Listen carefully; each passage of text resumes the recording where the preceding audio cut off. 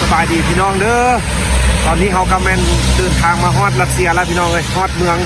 จูเมนเมืองที่เขาอาศัยอยู่นี่พี่น้องเลยแล้วแม่นบรรยากาศนี่แม่โอ้หนาวสุดๆพี่น้องเลย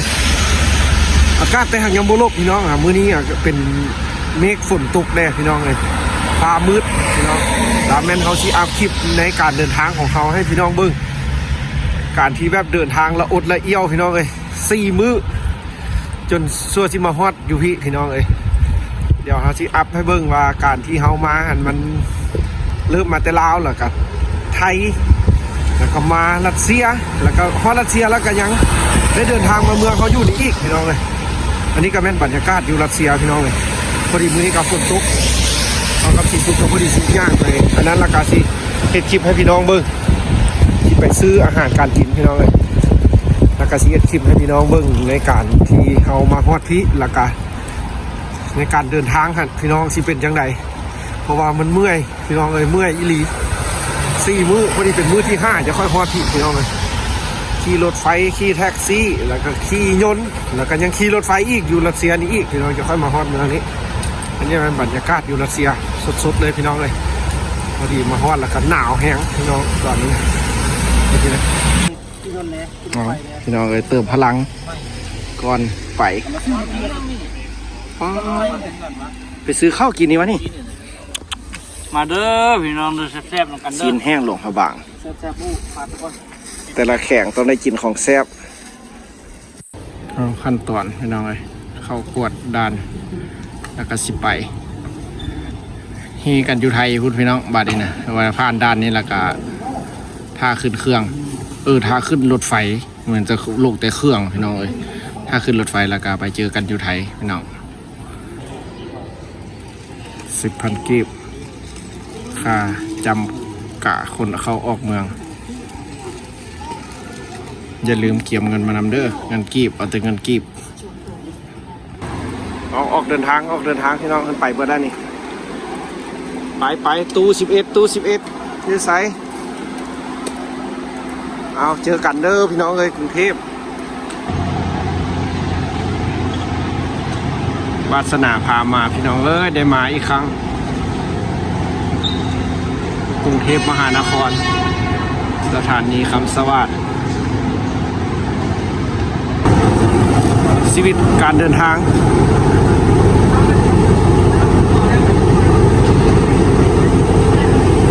พี่น้องเลยเป็นครั้งที่2ของเขาที่จะได้เดินทางไปกรุงเทพอีกครั้ง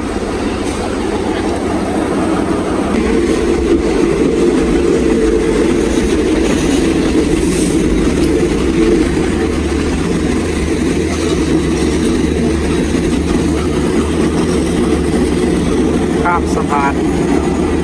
ลาวไทย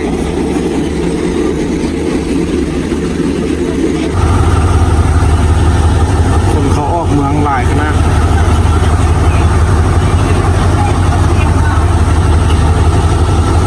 เต็มเลยพี่น้องเลยมาฮอดกรุงเทพมาฮอดอันหนองคายแล้วคนหลายแน่นปิกเลยก็ด้านต่อมอเข้าออกเมืองด้านหนองคาย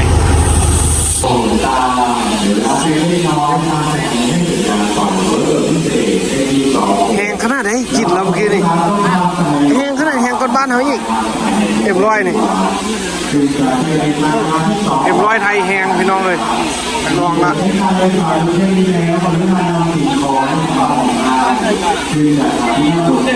ชีวิตพี่น้องเลยค่อยพากันเดินพากันไปพี่น้องเอ้ย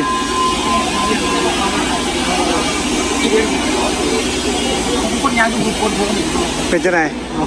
ซีเมืองนะแม่ซีคือจะไหนบอกข้างๆB12คนตัวไหนนี่12 บาท15 บาทเนี่ยเขาบ่แพง15 บาทคือก่อนบ้านเขาเห็นไหมไม่ไหนเพิ่นไปแล้วไปเวียกแล้วเพิ่นเมืองบ้านเขาคือบ้านไปแม่นละพี่น้องเอ้ยเห็นกรุงเทพบ้านนี้นะได้ไปแท้ละ ข้อ2มูลค่าคน ตู้11ตู้11มาท่านหลักเดือนกลาในสุวรรณาขอบคุณครับ สวยงามตำรวจรักษาความปลอดภัยโอ้มานั่งเล่นคู่บ่าวสาวสิก็ได้เรื่องนะ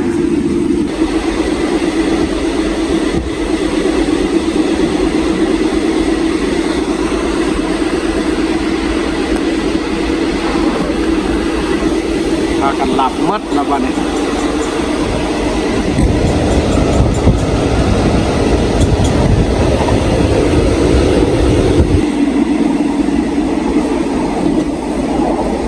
พี่น้องเพิ่นพากันหลับมัด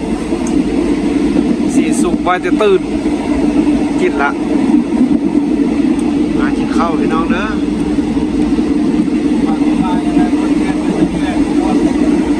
ซ้ำสิกินซ้ำสินอนซ้ำสินั่งพี่น้องเลยเอาเพิ่นกำลังเฮ็ดไม้ได้เนี่ยสะพาน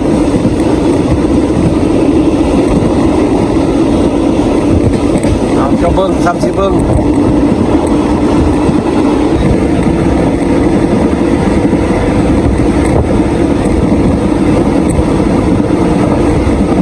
คักนั่นเองบรรยากาศก่อนเข้าในเมืองทำมาทางนี้เลยแล้วกันแล้วกินข้าวกับจิตอยู่ในรถนี่เลยสะดวกสบายแบบเป็นกันเองเลยอ๋อแต่ว่ายาวขนาดเนาะไปฮอดใส่ว่าในเมืองคนละเดี๋ยวนี้แห้งกำลังสร้างบริษัทเลยอยู่นี่นะเป็นโรงงานเลยอยู่นี่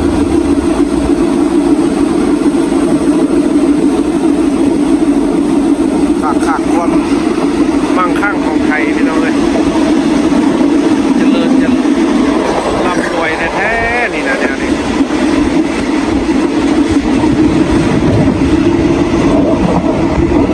ประเทศที่เฮ็ดเพื่อประชาชนแท้ๆเลย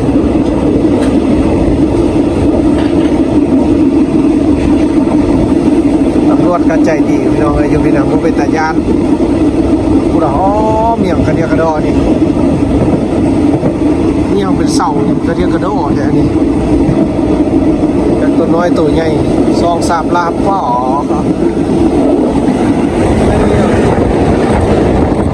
พอสิมีจังเสร็จแล้วแถวนี้โอ้โหไปดอก2-3 ลาปั่นกบพาวกบตาดผักลวกสุดยอดแล้วนี่นะพูดหรอ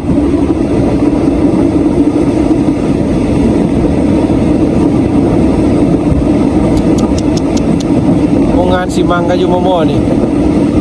ม่ออยู่นี่เลย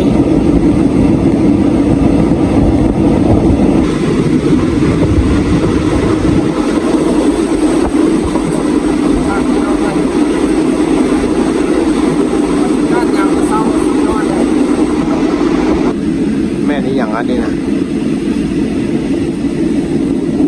จากตัวใดเป็นตัวใด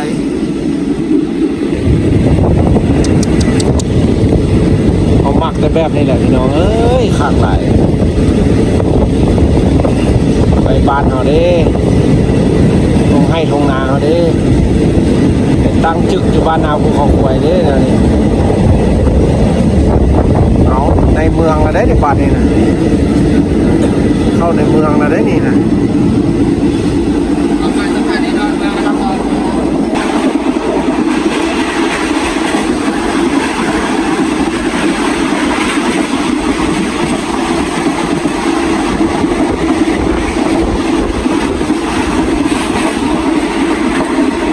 รถสิเป็นติดกันจังไดเนี่ยนี่นะมันเส้นทางหลายมานี่ก็ทางแล่นนั่นแหละเนี่ยเบิ่งกันได้ก็เขาคักไปเบิด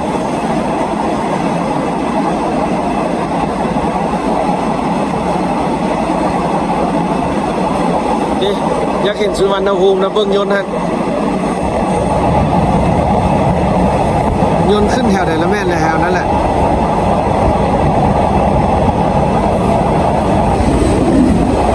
โอ้ล่ะสะอ่อนตึ๊ก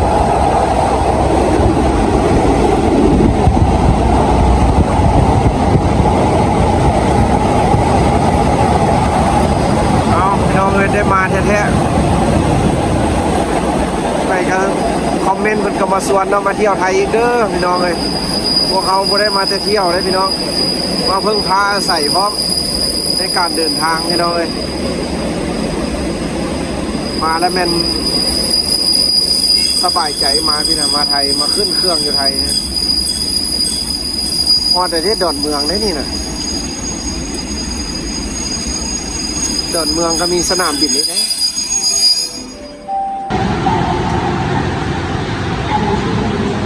ไปเที่ยวไปบ่ทันหันไปน้ำเพิ่นนะย่างน้ำเพิ่นนี่นะ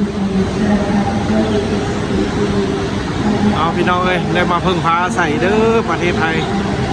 ในการเดินทางอยากไปรถไฟใต้ดินดูครับย่านมันหลายต่อย่านบ่ทันเครื่องสิไปหารถแท็กซี่เลยซะแล้วเพิ่นไปส่ง1,000 บาทพี่น้องค่าเดินทางสิไปสุวรรณภูมิ6 คนเพิ่นเหมาเอาเลยไปเชื่อไปเป่าขึ้นเอาไปคนเลยดิเก็บเงินก็ได้1,000 บาทไปรถอันนี้นำเพิ่นเลยนี่ง่ายๆมาแล้วนะ คันเดียวเลยพี่น้องเลยครับ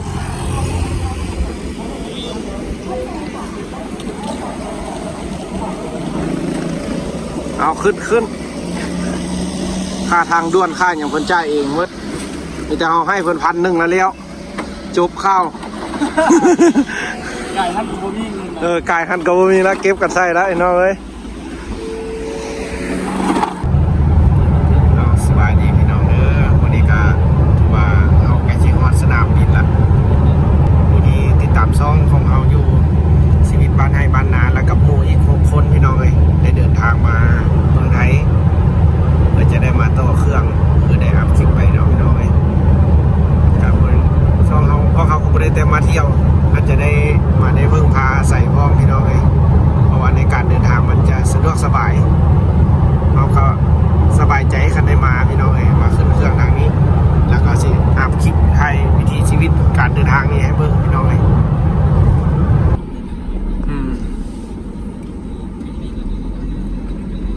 เด้ยนต์ขึ้นแล้วเด้ขึ้นแล้วเด้นะโอ้ขึ้นตลอดเนาะบ่ฮอด15 นาทีสักขึ้นแล้วนึง5 นาทีนี่แหละแม่นโอ้แม่นโอ้หลายกายร้อยจากไปประเทศใดตัวประเทศใดอาซีอาซีเฮาละแม่นโอ้เมืองไทยนี่นะแม่นสุดยอดมาเมืองไทยทีเดียวไปได้ไปได้ทั่วโลกแท้ๆเข้าเมืองไทยนี่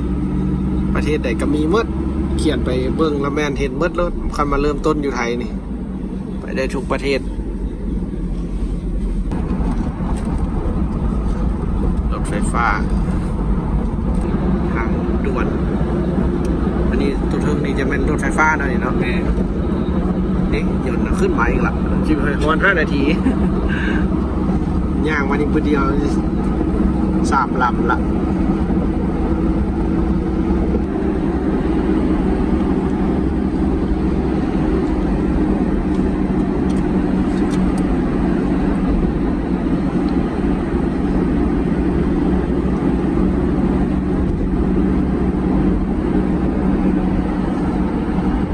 ข้างหน้าต่อ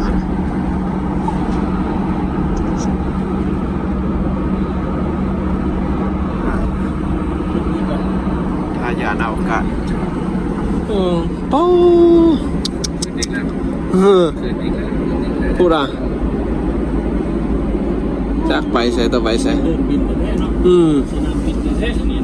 แมนอันนี้นะคัก ใครบ่เคยเห็นยนต์แล้วมาเบิ่งยนต์อยู่นี่ ตัวใหญ่อยู่นี่โยนตัวใหญ่ มาสนามบินแล้วเข้าแล้วเด้อพี่น้องเอ้ยเพิ่นก็มาส่งฮอดที่ฮอดทางพระองค์ที่10รัชกาลที่10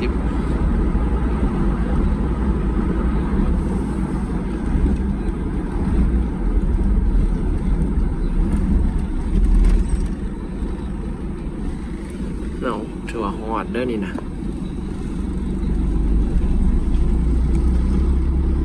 มาฮอดจอดถึงเก็บไปเช็คอินกัน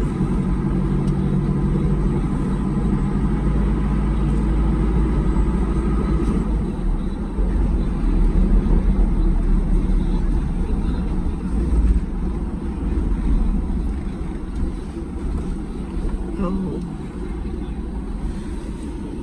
นี่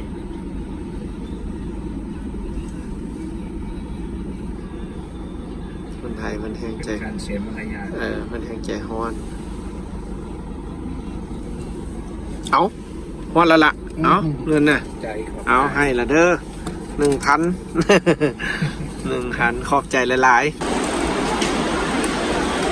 เอาสบายดีพี่น้องเด้อหมดสุขสุขคนผู้ที่ติดตามซองเด้อชีวิตบ้านไห้บ้านนาในการเดินทางวันนี้พี่น้องเอ้ยตอนนี้เราก็อยู่ที่สนามบินบางกอกประเทศไทยเดินทางแล้วพี่น้องเอ้ยตอนนี้ก็ตั๋วกำลังสิไปเช็คอิน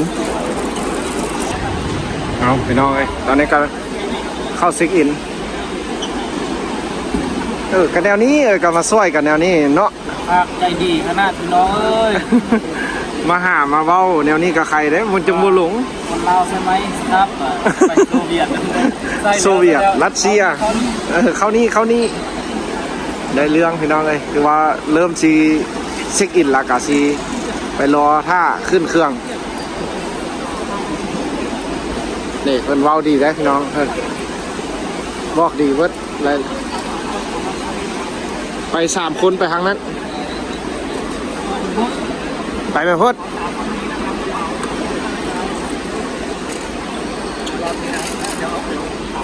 โทษนะครับ3 คนเดี๋ยวกระเป๋าที่ยึดถือเครื่องตั้งไหน เอาเรียบร้อยพี่น้องได้ขึ้นเครื่องระบาดนี่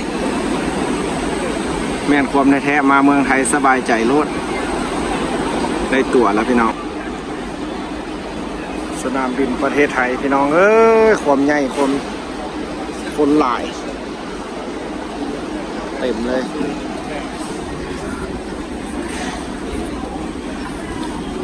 แบรนด์ไทยเหล้าไทยด้วยนี่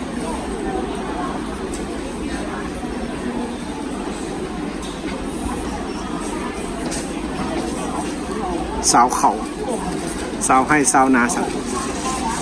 น้ำหอมฟุ้งดีขนาดอยากซื้อไปต้อนภาษาเนาะ อยากรวยได้สิสุกเอ้ยบ้านใดซอยเขาสิรวยวะป้อบอนนี้ก็ได้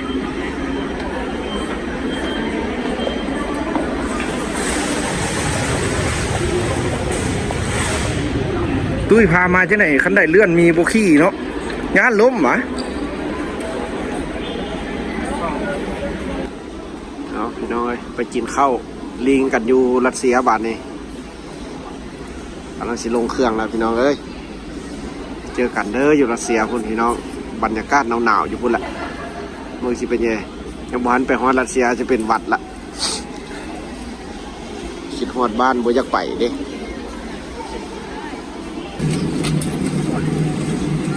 เอาได้ที่นั่งละเจอกันพี่น้อง7 ชั่วโมงฮอดรัสเซียหลาขนาดเนาะกินของดีขนาด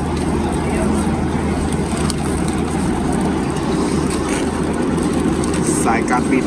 รัสเซีย อีลากูประเทศรัสเซีย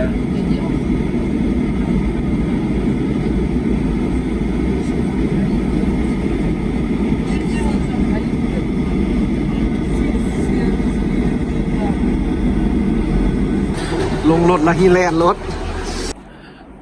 แท็กซี่ต่อไปรถไฟหาบอลเฮาอยู่หนาวหลาย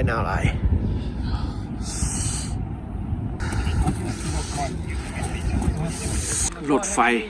โปเยตรัสเซีย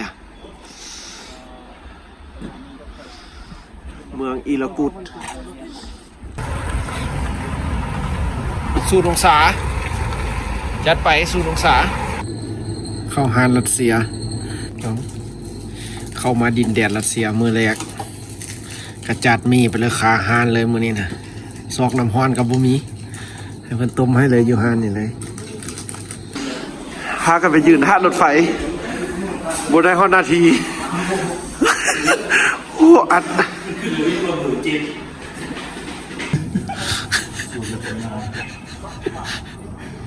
เป็นจังลากเนาะมึงเนาะจนได้ใส่ผ้าผมขอยอมละ คือสิบลาบแล้วปีนี้นะ เจ๋ย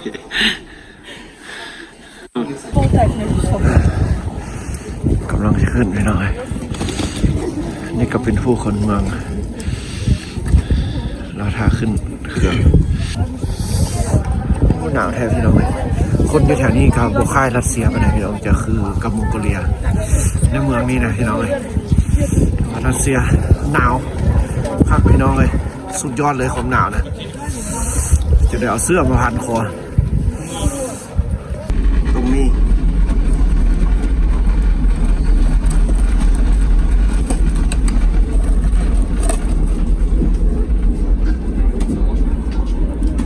มีน้ำพรน้ำสะดวกสบายรถไฟ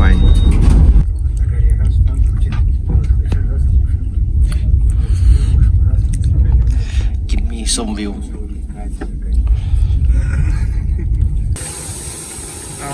น้องเอ้ยสบายดีเด้อเสาร์วันที่29ตอนนี้ก็แม่น9 โมงเมืองนี้ละแม่นอากาศอยู่3 องศาถือว่ายังบ่หนาวปานใดถือว่าธรรมดาพอดีคักได้หักอยู่โดนบ่ได้ดอกหนาววิวบรรยากาศกำลังเดินทางเมืองต่อเมือง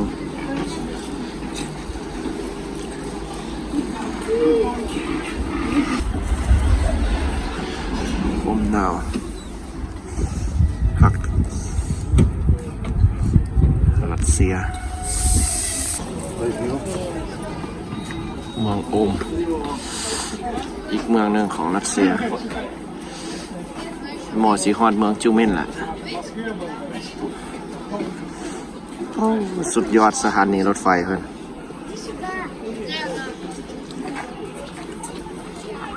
จะได้คักวะ2 มือเต็มเลย2 มือแต่ไฟฮอดแล้วเด้อพี่น้องเลย